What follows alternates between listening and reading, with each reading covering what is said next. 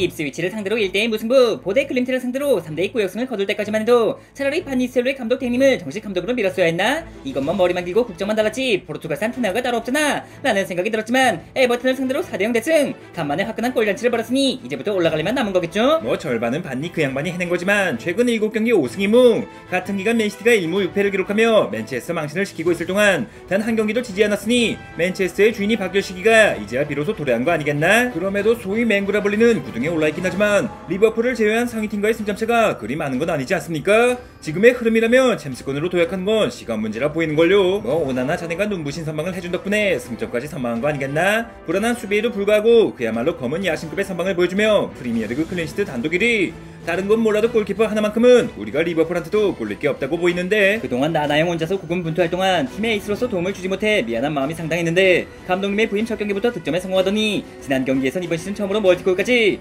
저뿐만 아니라 지르크즈 역시 멀티골을 넣었으며 호일룬도 유로파에서 멀티골을 기록하는 등 공격진 전원이 부활하고 있지 않습니까? 3백과 4백을 유기적으로 변형시키며 안정적인 빌드업을 가져오고 윙백과 메젤라가 도우미 역할에 집중하게 했으니 더 많은 찬스가 발생함에 따라 공격수들의 득점이 올라가는 건 당연한 거지. 뭐 브루노 역시 테나의 경질 실점까지 좋지 않은 폼을 보여줬으나 나의 부임과 동시에 빠른 속도로 폼이 올랐고 지난 경기에선 멀티 어시스트까지 기록했으니 내가 뭘 어떻게 바꿨다기보단 그저 그동안 테나 그 양반이 선수 활용법을 몰라도 너무 모르고 있던 거 아니겠나? 맹14에서 맹구로, 그리고 맹구를 넘어 확률을 거듭나기 위해선 모든 선수가 제 몫을 다해야만 가능한 일이지 않겠습니까? 호일룬, 지르크지, 레시포드는 물론이고 가르나초와 디알로, 심지어 마운트 형까지 심폐소생술을 받고 살아나고 있는데 어째서 저 안토니만 여전히 방치하고 계신 건지? 내가 자네를 방치했다니? 자네가 패급 중에 패급이란 걸 알고 있음에도 지난 보데 클림트와의 유로파리그에서 무료 교체도 아닌 선발로 내보내주지 않았나? 선발로 나오면 뭐합니까? 윙어가 아니라 윙백으로 뛰었는데 아이 수비라고는 아엑스 시절에도 해본 적이 없는데 왜 감독님 멋대로 포지션을 바꾸는 거죠? 1400억짜리 선수를 140억에 내놓아도 도무지 팔릴 생각이 없다길래 포지션이라도 바꾸면 살아날까 싶었더만 경기 초반부터 턴오버를 남발하고 정작 윙어로 나온 마운트보다 높은 위치에서 공격 욕심만 부리고 앉았는데 60분이라도 뛰게 해준 걸 감사해야 하는 거 아니야? 그러니까 할 줄도 모르는 윙백이 아니라 윙어로 내보내주셔야 감사하든 골을 넣든 할 거 아닙니까? 제가 그래도 이 정도만큼은 현재 맨유 선수 중에 독보적 1위에 올라있는데 무려 호날두보다 비싸게 주고 영입한 선수를 변방 리그팀을 상대할 때나 그것도 윙어가 아닌 윙백으로 기용하는 게 말이나 된다고 생각하십니까?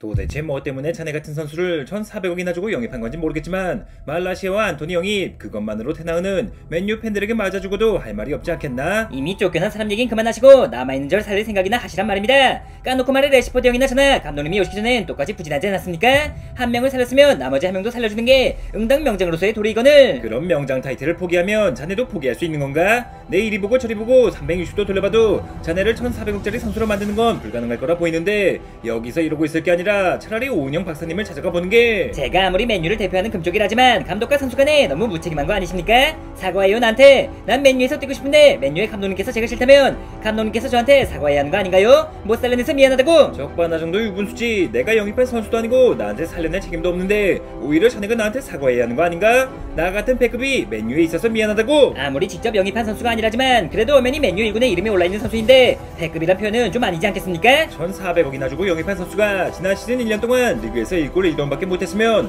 패급이라고 밖에는 표현할 방법이 없지 않겠나? 앞서 말했듯 자네가 맨유에서 생존할 수 있는 유일한 길은 차라리 윙백으로 포지션을 바꿔 주전들의 체력 포지션이 되는 것이며 그마저도 자존심이 허락하지 않는다면 하루빨리 새 팀을 알아보는 게. 그러지 마시고 딱 한 번만, 유로파든 리그든 상관없으니 딱 한 번만 선발임으로 써볼 수 없겠습니까?